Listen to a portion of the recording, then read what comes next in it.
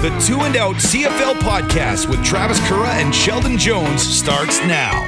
With a big shout out to my pal Trent Block Hansen, who came up with that spiffy new theme song for the show.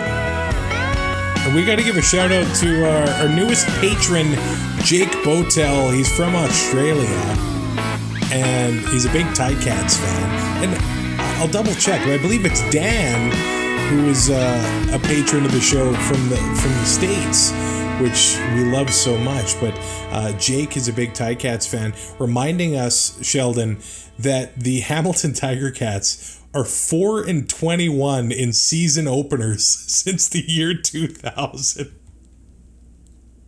Yeah, and I remember one of those wins very, very vividly. Well, remind us of that win in this random season opener between the Riders and the Ticats, I'm assuming. Well, let me just set the table here. The Riders got a new quarterback. His name was Zach Caleros. And he was going to be the guy to take the Riders to the promised land. And I, along with my wife, went up to training camp in Saskatchewan just to meet him because he was, we hadn't had a quarterback since Durant.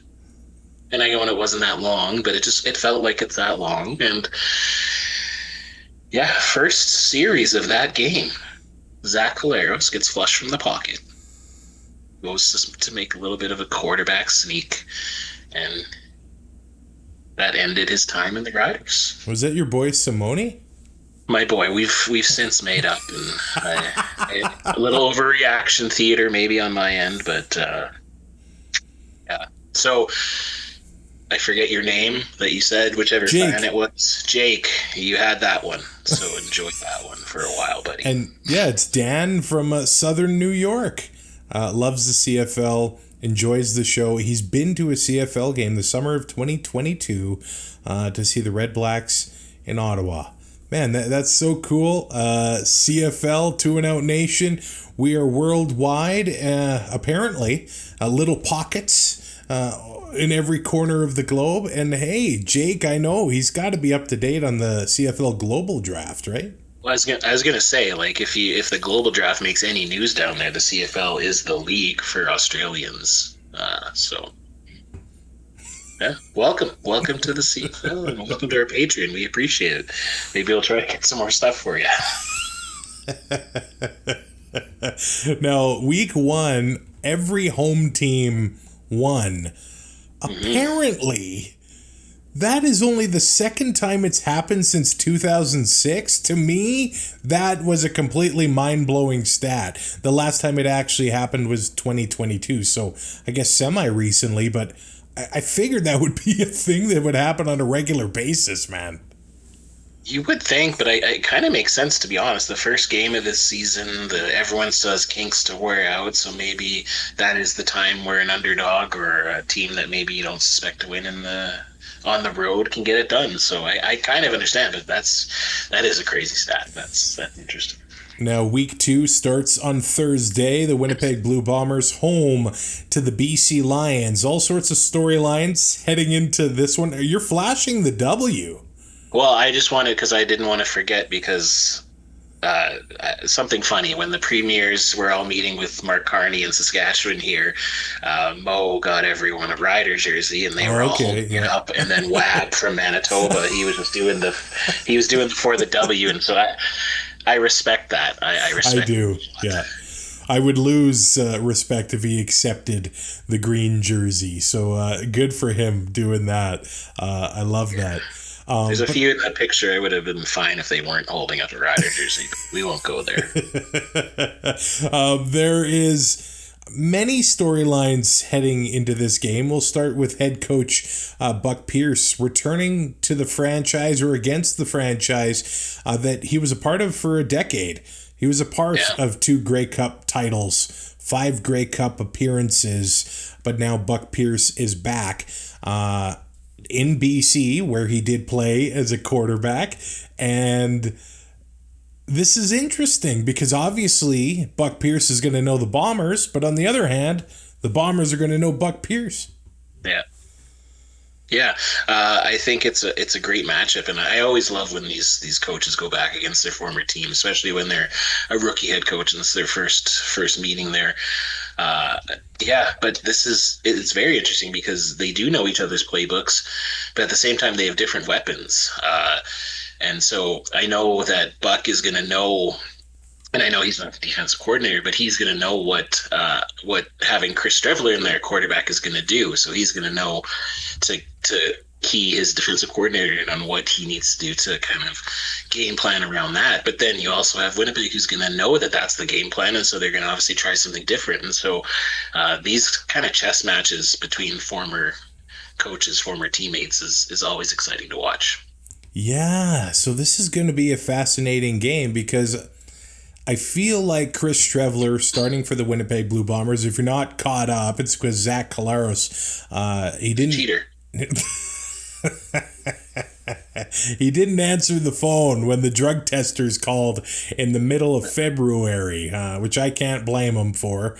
I probably still wouldn't have. Well, no, the voicemail would have expired. You absolutely would not have answered, No. and you wouldn't have got back to them because you're horrible. I'd be suspended for life if checking my phone during the off season was a requirement. So he's not playing, but that kind of makes, I would think, the Bombers a little bit one-dimensional here.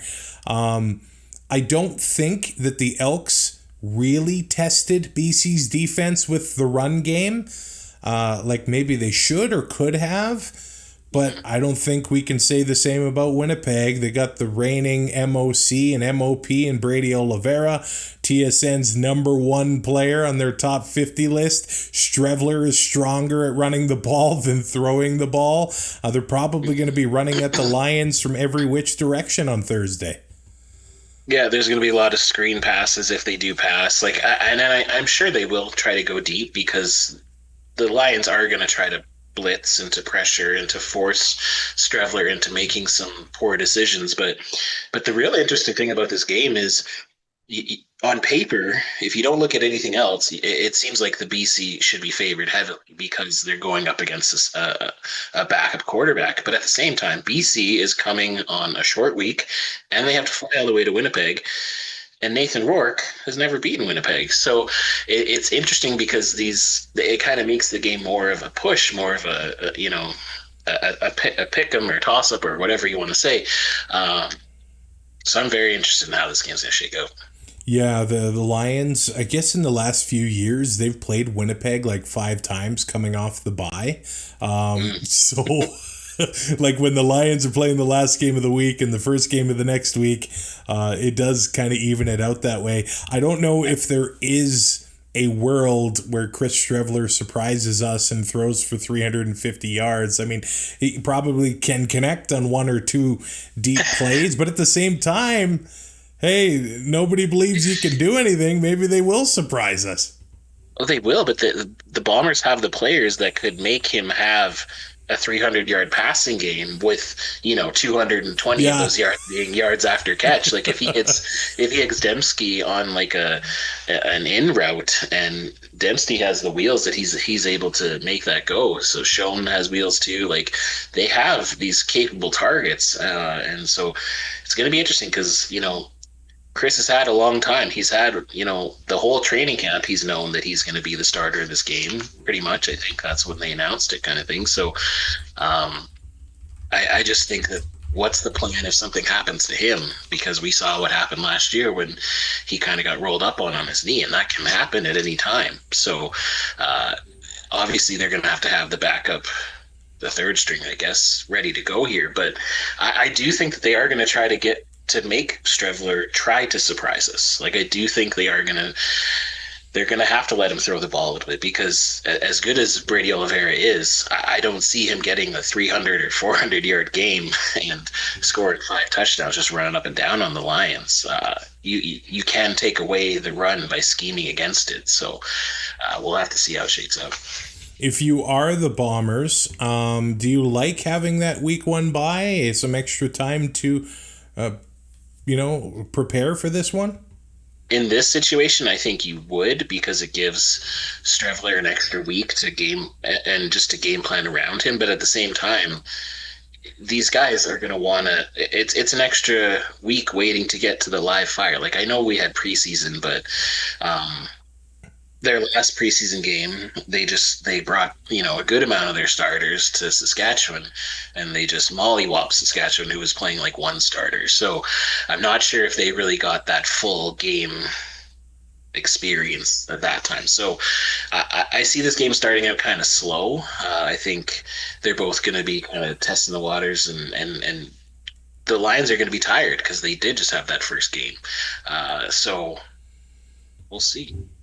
Now, Dylan Mitchell is a healthy scratch at receiver for the Bombers. He's had over 1,900 yards in his career for the Edmonton Elks. We know Kenny the King Lawler now in Hamilton, but Dalton Schoen making his return to the roster after missing basically all of last year. So we'll see how he's recovered and how that chemistry well, he's got chemistry with Zach. We don't know how that is with Strevler, though. And then Brady Oliveira's next 100-yard game will tie him with the late, great Normie Kwong. Oliveira's got 18 all-time, or 17 all-time. 18 would tie Kwong. By the way, Andrew Harris, 29 100-yard games all time. So still a little bit of ways to go for Brady Oliveira there. If you're looking at the betting odds for this one, FanDuel has the Bombers listed at 3.5-point underdogs, and they're actually underdogs on the money line as well. So I guess some people are voting on the BC Lions, but it's the first game in Winnipeg under the new monikered Princess Auto Stadium. And the season will wrap up at that same stadium this November. You have to assume after losing 3 consecutive Grey Cups that they're going to come into this season with a chip on their shoulder and not too pleased with the way the last few seasons have ended. And interestingly, it's going to be Winnipeg, BC, obviously Thursday.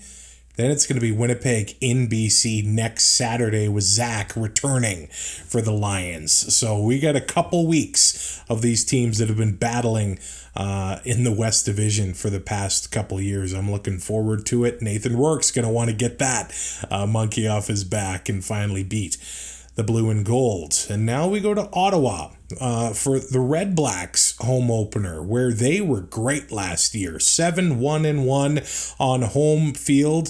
I think that matched, their last 3 seasons of home, well, actually probably beat the last 3 seasons combined of their home victories. The RedBlacks, though, they're 3.5-point underdogs over the visiting, defending East Division champion Montreal Alouettes, even though they did lose in the Eastern Final against the Argos, and for good reason, because Drew Brown is going to miss at least this week.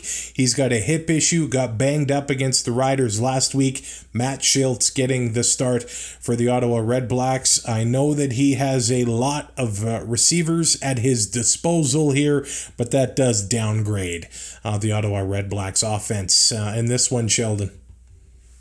Yeah, I thought Drew Brown did a really good job, actually, of finding the open spots in the Riders' zone defense last week. And Matt Schiltz has had, some success when he's come in and off the bench in other CFL markets. But I don't know, he's going to be in tough here because Montreal's defense is they are ferocious, and I think they're obviously going to start off by pressuring and blitzing, and when you have Darnell Sankey just coming right down on your that would be just frightening. Would you flinch? Would you flinch? I wouldn't have time to flinch. I would just be like, done. What happened? Yep. Well, when I woke up, I would say what happened. Yeah. But I think Ottawa's in tough this game because they're gonna need the other 2 phases of their game to step up. Like, I'm talking, defense needs to score, special teams needs to score. It's gonna be a tough one for them. Now, championship teams always need to face adversity. I was high on the RedBlacks this year, and now they're already getting hit with adversity. They're 0-1. I mean, you don't want to go 0-2. Canadian defensive back Alonzo Adai is done for the year. He got hurt last week. They're already without their starting quarterback, so they have made some signings. I mean, as far as their Canadian depth goes, bringing in receiver Luther Hakanavanu. Hey, he's a big guy. He's had success with Calgary. We've seen him do things with Hamilton as well. I still think he can do things in the CFL. So they might be looking to him sooner rather than later, but there still is Geno Lewis. There still is Justin Hardy, and this will be Geno Lewis's 100th game, and he can tie the record 10 games in a row with the touchdown. Matt Shiltz or not, I think they're going to be feeding Geno the ball. Oh, I hope so, yeah. If they can get down to the red zone, look for Geno. I hope he gets in. Spoiler alert, he's in my fantasy just because I think he's going to get a touchdown. So I really hope Geno can get it because Geno is a great superstar in the CFL. Yeah, haven't even brought up Nick Mardner, who's out for the year, receiver as well. And that's why the rookie last week, Keelan White, ended up getting the start at receiver for the RedBlacks. Normally, it's not often where we see rookie receivers that just freshly drafted getting a start, contributing to the offense. So they do have some talent in that part of the game. There's a pretty strong supporting cast around Matt Shiltz, William Stanback running the ball. They played together in Montreal, Shiltz and Stanback. So this will be his 14th career start. Matt Shiltz, he's 6-7 in career starts so far. But if we do look at the Alouettes, they've won 8 of their last 10 at TD Place in Ottawa. And Davis Alexander, the starting quarterback, is now 5-0 in his career when he starts. Sheldon Jones, I actually think this one might be a bit of an easy one. The last quarterback to win their first 5 starts. Oh, Levi? It is.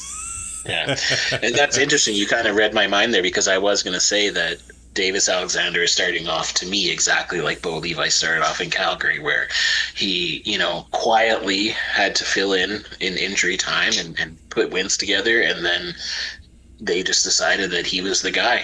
And so the parallels are very interesting. And I think Davis Alexander is going to be a star in this league. So,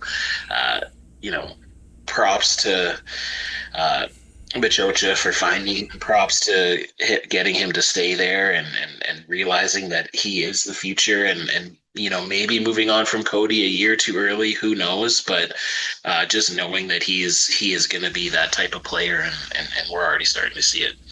Yeah. I don't know. It's probably better to move along a year too early than a year too late, and especially when they had a plan at quarterback. And it's not very often where we see guys stick with the same organization for several years and get to move to that starting quarterback. So since Machocha has been in the fold in Montreal, man, this guy was heavily criticized on his way out in Edmonton. He bid his time in U Sports with the Montreal Caravan, had a lot of success, rebuilt that program, and now the Alouettes are a strong program here as well, looking to start off their season just as strong as last year because that receiving core is still strong and they have contributors all over the place. I'm interested to see if they are going to stick with Sean Thomas Erlington as their starting running back for the next little while. He had 17 carries against the Toronto Argonauts. I do think running against Ottawa probably going to be a bit tougher than running against Toronto, which is kind of a tough sentence to say considering the last couple years, but there's been a lot of changes in double They're all blue. in Edmonton now. Yeah. But I think Saskatchewan proved you can still move the ball in the air against the RedBlacks. It was a problem that the RedBlacks had last year. It's just which receiver is Davis Alexander going to be connecting with, or is it just going to be all of them? Because it seems like they spread that ball around pretty evenly. They did, and that was kind of the one thing that also was a little bit shocking to me. I thought that the RedBlacks were going to be able to pressure Trevor Harris a little bit more because, they do have a really good front seven, I think, and just the fact that Trevor stayed clean and didn't have any sacks, that, concerns me when it comes to Alexander, because he's like the same type of quarterback as Trevor Harris. He gets the ball out quickly. He will run more. But so if Trevor Harris was able to, I wouldn't say carve him, but he was able to find his spots and he gets the ball out quick, I think Davis Alexander's going to be able to do that too. So we're in the middle of the NBA Finals right now. I only bring this up because I've never seen this on a CFL injury report. The dreaded 2-word phrase, load management. The Calgary Stampeders have Rodeem Brown, Thomas Jack Curdilla, Damian Alford, the rookie, several other players under their injury. Says load management, Sheldon. That's interesting, and you can tell that I don't prep for this because I didn't notice that. That's I don't necessarily love that in the CFL. I have to think some of the old school players are just so mad at this. Oh yeah, the guys who are doing 2-a-days. Yeah. Why can't they put vet day? We've been saying vet days for a while, and I think a vet day is fine, but load management, that just seems so weak. Now I'm just picturing Kawhi Leonard and his laugh. I love Kawhi for bringing a chip to Toronto, but I don't love the load management portion of it. So actually, the Ticats have some guys listed as load management. Who else? Let's look here. Maybe this just became a thing this year that now they're allowed to use that phrase. Maybe the Argos do. Herji Mayala, Celestin Haba, Kenneth George Jr., Atlius Bell, all listed as load management. So it's not just the Stamps. Well, I guess the RedBlacks too. So maybe they just had to be honest. Maybe. Because it would show guys as limited or whatever in practice, but load management, a new thing to CFL injury reports. Well, we found the title for the pod. Also, it's good, though, because, we want the teams to be clear. Yeah. We want them to be to say, when it comes to betting, you want to have, if you want to make a lot of money with betting revenue and ads and stuff like that, then, the teams being truthful, as truthful as they can be. That actually, I don't like the phrase, but I like the intent, I guess. How do I take a day off of work and just cite load management? I could use some load management right now. The Argos, the powerhouses of the East, the past few years, they're 1.5 point favorites over the Calgary Stampeders in this one. But so the Argos have been dominant at home. We can admit that. In the past 2 seasons, 16-2 at BMO Field as the Calgary Stampeders come to town. But I would have to think, Sheldon, in training camp, a scenario where the Stamps were 2-0 and the Argos were 0-2 sounds a little bit odd. For sure it does. I did think that Calgary was going to be improved with Vernon Adams, but he can't change everything, and they did look really good against the Ticats. I feel like they have, I honestly don't see how Toronto is favored without Chad Kelly being in there. So that's interesting. I think there's money to be made for bettors on that. but you can't deny that they've been 16-2 in their last 2 seasons at home, and a quarter of those, I guess, were without Chad Kelly. So fair. I don't know. I don't see the Argos having much to celebrate other than 10,000 fans getting a ring and them dropping a banner and all that fun stuff that's happening on Friday night. Yeah, that's pretty cool to be there for the banner raising. And look, all of a sudden, this seems sort of similar to last year for the Argos, where, look, Chad Kelly was out for completely different reasons, discussed ad nauseum online and on the show. Now he's out for injury reasons. So Nick Arbuckle taking the reps at number 1, looking like he's going to get the start Saturday against the Stampeders. But over the years, a lot of Stampeders headed east to become Argos, including head coach Ryan Dinwiddie, receiver Davaris Daniels. Now, Flo Orimolade went to Toronto. Now he's back in Calgary.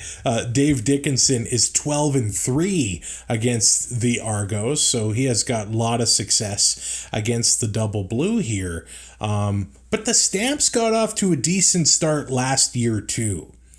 And then it just sort of fell apart in the middle of the summer. Remember when Ottawa went to McMahon Stadium and got the big win? I feel like I shouldn't mock it, but I feel like that's got to become a thing on the show. Yeah, I think it will. He'll never come on the pod, but yeah. No, that's true.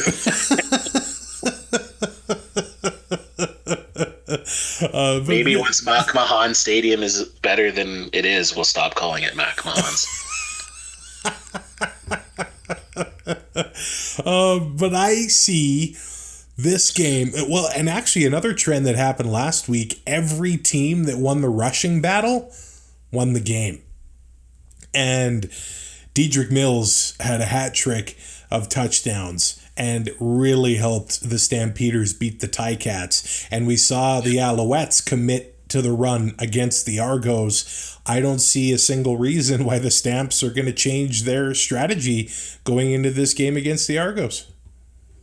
Absolutely not. And if they can establish that run game, that just gives more for Vernon Adams to do and play action, because he is very athletic, and he has shown that he can pick apart defenses as long as he stays in a rhythm and doesn't get into interception trouble. Yeah, I honestly think it's going to be a tough night for Toronto. And I think, like you said, it's just the fact that Calgary was able to establish that run last week and Toronto got ran on. So yeah, unless they can find a way to stop it, long night. Yeah, if you don't stop the run, you don't stop anything. So the Argos are definitely going to need to do that. You'd have to think Calgary and Vernon Adams Jr. are going to want to get a little bit better at picking up blitzes, because the Ticats did have success doing that against them and forcing turnovers in that department. But Calgary's defense also, I thought, was not tested against Hamilton very much. Toronto's offense, other than at quarterback, much of the same guys. And Arbuckle has had success. I mean, he's the Grey Cup MVP. And there's another Calgary-Toronto connection. Nick Arbuckle starting his career as a Calgary Stampeder as well. So it really is Calgary versus Calgary East in this one. And yes, let's put the call out. If you do have an extra Argonauts replica ring, Sheldon will buy it off of you for the cost of your season tickets. What? Sheldon will happily accept it as a gift. I wish that the games were spread apart by like 3 hours on Saturday, so you could go to the Argo and then the Ticat Riders game later that Saturday. I've seen a lot of people bringing it up online, and some are even going to try to still get to both games. Really? Yeah, like leave the Toronto game a little early and get to the Hamilton game late, and yeah, like the CFL should be able to see that. They should be able to see, hey, we have a Toronto and a Hamilton at the same time. Let's split them up. I'm sure they could put some poker or something in between. Like they have programming, and you could make a day out of it. You could make ticket packages. You could have a bus that goes between Exhibition Stadium, BMO Field, whatever, all the way to what did they name it? Did they Actually, I don't think it has a name yet. Yeah. So the unnamed former donut box. But again, the CFL, for whatever reason, they don't seem to be able to see the things that are right in front of them sometimes. Putting 4 games in the East on 4 different days and making a weekend of it. If they could do that once a year, that would be amazing for fans.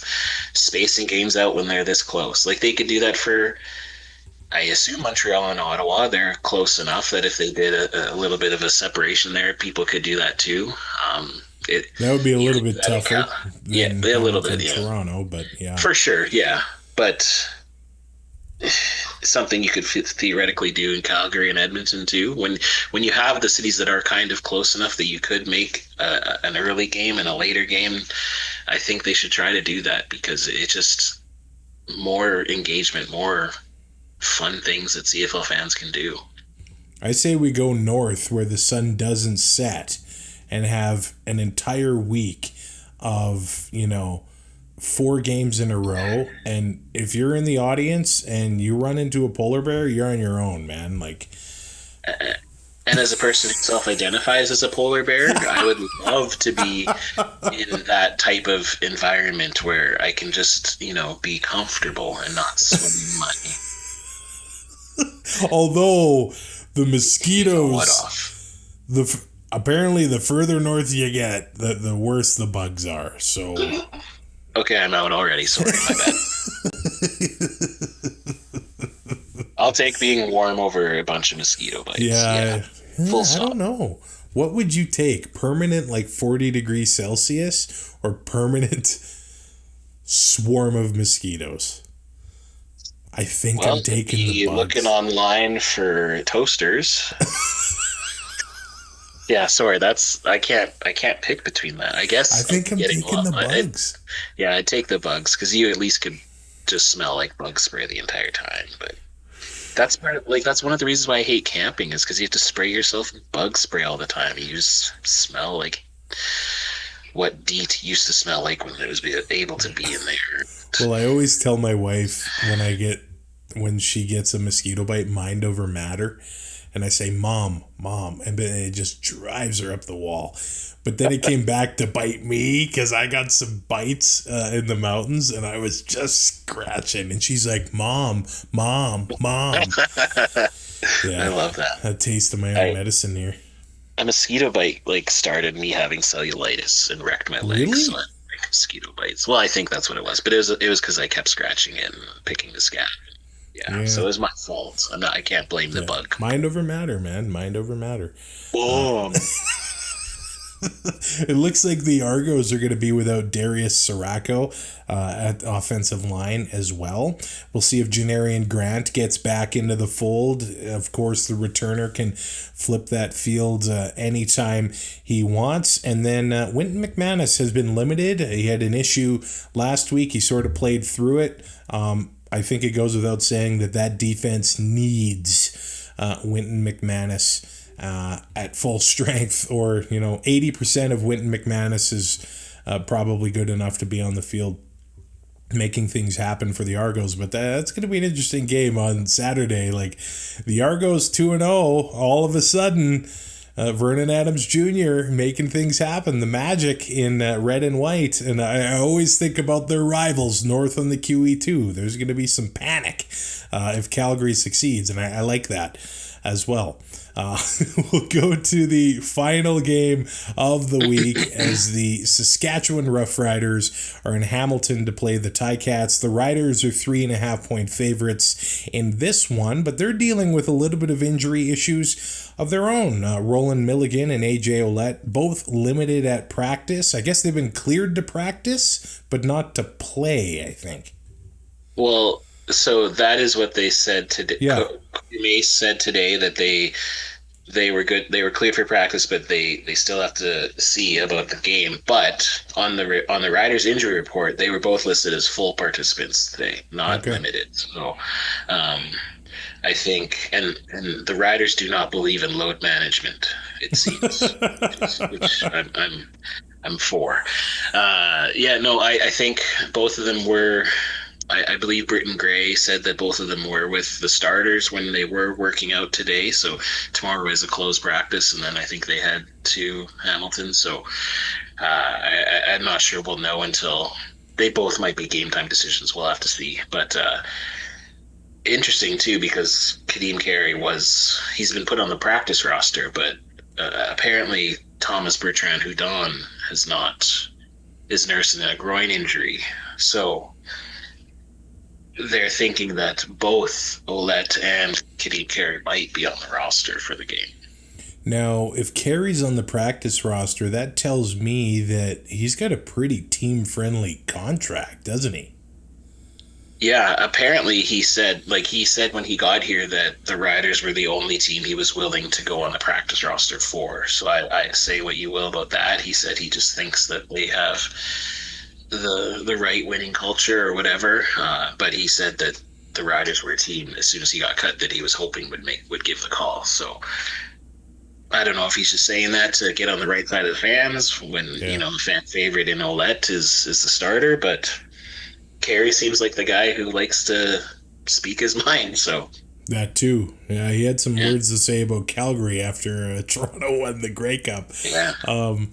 But that makes them the best running back room in the league, doesn't it? Well, for stats and on paper, you'd have to say so. Yeah, on paper, 100%. Yeah. It just depends on what they can do in the trenches and stay healthy. And because if, it's one thing because it's basically been confirmed that AJ got a concussion. So, and if he's already practicing again, that means he's concussion symptom free, so that's good. But if Thomas Bertrand Hudon if his groin is hurt, that's something that as a running back you got to watch, because you got to get that pretty near perfect before you get back in there and be willing to stretch out your groin, running as fast as you can. So that's concerning for me. Now, Trevor Harris comes into this game on a 6-game winning streak dating back to last year, other than the playoffs, of course. So he's been playing good football. But again, it comes to being available and being on the field. So far, so good for Trevor Harris. And then on the other side, it's a veteran quarterback duel here, man. Bo Levi Mitchell, 99 wins as a starter. One more to get to triple digits. In his last, 5 or 6 games, he's averaging almost 350 yards a game. And last week, he had another game that moved the ball, didn't turn the ball over. But again, it was some of that fourth quarter stuff. And I think that was the debate last year when he got the MOP nomination, is how much of this scoring and yards gained when the Ticats are down 4 touchdowns, right? Yeah. Yeah, hopefully he's okay waiting one more week before he gets that 100 wins. Now, the Ticats need to run the ball. They didn't have success doing it against Calgary, and I think that just says it's going to be tougher against the Riders. They gave up 30 yards rushing last year, the least in the league. Micah Johnson, Mike Rose up the middle. Those guys are not easy to run to against on the best of days, and then on the ends as well. Baldonado and Carney, and then of course Thurman in the middle. He had an interception last week. He was all over the field himself. So the Riders are going to be tough to run against, and that might make the Ticats a passing team on Saturday, and they'll be taking a lot of chances. Well, and honestly, why wouldn't you? Because Corey Mace has shown that he likes to run a very soft, zone defense, and he likes to bend but don't break. He's fine giving up field goals as long as his team is scoring touchdowns, and more often than not, actually, turnovers, because, his defense is give them, and then take it away. And Bo Levi, if he has time, he is the type of quarterback who will be able to find those spots. So it's going to be crucial for the Riders to be able to pressure Bo and to force him to make, poor decisions instead of taking a sack. The Ticats, on the other hand, a lot of changes on the defense. Last year, defense was a struggle for them, and last week, it was a struggle for them too. 428 yards of net offense surrendered, 158 of those yards on the ground, over 7 yards of play given up to the Calgary Stampeders. So the Riders, whoever starts the game at running back, I think probably a solid pick here. And, last week, Kean Schaefer-Baker, the one target, he didn't do anything after that, but Sam Emilus, 133 yards for the green and white. But they've got options in the receiving core. You just have to pick the right one for who Trevor Harris is going to be clicking with. Yeah, and last season, near the end of the year, it kind of seemed like Keyshawn Johnson was that guy that Trevor was trying to find. But also, Myers, as long as he can stay healthy, I think he's going to be really good. It looks like Mitch Picton has been taking first-team reps instead of Kean Schaefer-Baker, who injured his foot. And Mitch Picton has been pretty clutch. He was clutch in that first game. He had, I think it was 5 receptions. So Trevor has a lot of options to throw to, and he was given time against Ottawa. So it's going to be up to the O-line to see if they're able to give him time again against Hamilton, because, I think they know that they are going to try to pressure. Because Trevor gets the ball really quick anyway, so you're going to have to pressure unless you're going to just give him that time to pick you apart, and that's going to be a long day for Hamilton. Sean Bain still not practicing for the Riders, but if we do look at the Hamilton side of things, they've got Kenny the King, they've got Tim White, they've got Shamar Bridges, they will be able to move the ball. Yep. So it's possible that Bo's going to have a good game moving the ball through the air. It's just going to be a question of finishing the drives, man. That's when it gets tough to score against Saskatchewan, and if they're going to be able to finish the drives, we might be for a pretty good game Saturday night. But if one team pulls away, then it'll be tougher to come back, I think, for the Ticats. Well, they have so much experience doing that and getting lots of yards in the fourth quarter, so maybe. But, yeah, Bo Levi Mitchell, he's going to get a lot of yards, I think, and it's just going to be up to the Riders tackling, because they, again, as I said before, they like to give you the underneath routes, and then they want to attack you and try to strip the ball from you. That's their MO. So if Kenny the King or if White or Shamar Bridges get those catches and they're able to break tackles and turn them into touchdowns, then it could be a long night for the visiting team. All right. Do you have your power rankings ready to go, my man? I've got the graphic ready to go on the show. After week 1, quite a bit of movement, I will say. Well, I had to have the winners in the top 5 positions. They're 4. Yeah, 5. Well, because of Winnipeg. Yeah, I had to have the winners in the top and losers in the bottom. But, yeah, there was some movement. So, number 1, Saskatchewan. Winnipeg stays at number 2. We'll see what happens after this week. BC, Montreal, Calgary, Ottawa, Toronto, Hamilton, and Edmonton. So I have Calgary in the middle, Darren. Okay? They're in the middle. Not last. How did that feel? They had quite the jump. They did a good job. They showed that they were able to win. It's only week 2. I couldn't really balance out the strength of opponent that much. So, do the Elks lead the league in number 9 spots in your power since you've started? Hamilton, is 9 and 8 have been Elks and Hamilton for a long time. Yeah. So yeah, maybe. So we're both in the CFL podcast fantasy league now. Last week, You were the top scorer in the league. That's right. Acknowledge me. I was the bottom of the league. So you had a big win after Will from the Argos Fancast. I got destroyed by Kayla from the Turf District. So congratulations, Kayla. But 16 out of... Actually, yeah, everybody else in the league beat me. It was not pretty. So coming into this week, I've got Ryan, 3downnation.com. And he's going to pick all Stampeders. So I need the Toronto Argonauts defense to not allow Vernon Adams Jr. into the end zone. And then you've got Ryan from Canadian Football Countdown going into this week. How's your confidence after your big 138-point week? I expect to get last place next week because it's a crapshoot, and I don't pretend to be smart when it comes to fantasy.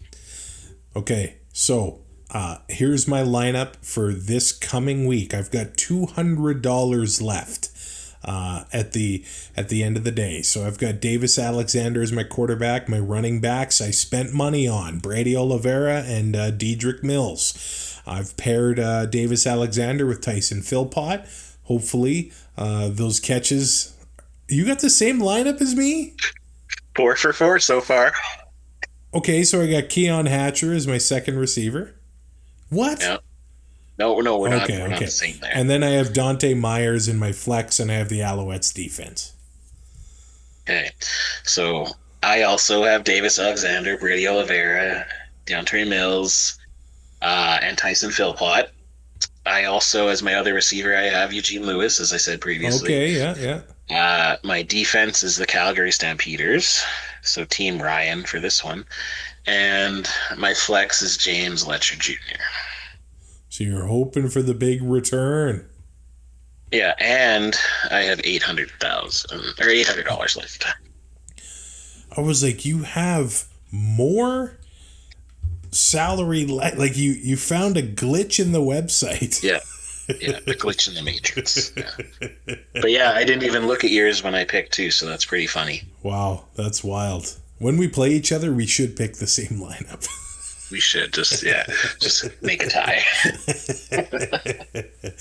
Week 2 of the CFL season is upon us. It's the Winnipeg Blue Bombers home to the BC Lions. The Bombers 3.5-point underdogs. The Ottawa RedBlacks home to the Montreal Alouettes. RedBlacks also 3.5-point dogs. The Argos 1.5-point favorites at home against the Stamps. And the Ticats 3.5-point underdogs at home against the Riders. I am picking the Bombers, the Alouettes, the Stamps, and the Riders. Sheldon, who do you got? I have the Bombers, the Stamps, the Alouettes, and the Riders. Wow. Okay. I'm not confident about Bombers and BC. I think that can go either way. But I was kind of waffling, but I gave it to the Bombers. So I think 0-4 this week, baby. So we're also in like a pick'em league where you have to rank the confidence, and that Bomber game is my one. Yeah, same. Many times last year I got my 4 confidence game wrong, and that just destroys your entire week. So that means the Riders are going to go to Hamilton and get smashed. Yep, such is life. That's what happens. Here we are at the end of another episode of 2 and Out. You can find us on YouTube.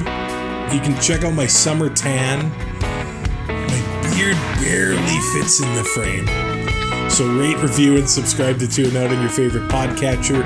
Subscribe on YouTube. We're nearing 800 subscribers, and you can support the show on Patreon. Either way, 2andout.ca. Submit to the mailbag, find our episodes and more, and our merch shop there as well. Enjoy week 2 of CFL football. The 2 and Out CFL podcast is written, produced, and hosted by Travis Currah and co-hosted by Sheldon Jones. Subscribe to 2 and Out on all major podcast platforms and YouTube to keep up to date with future shows.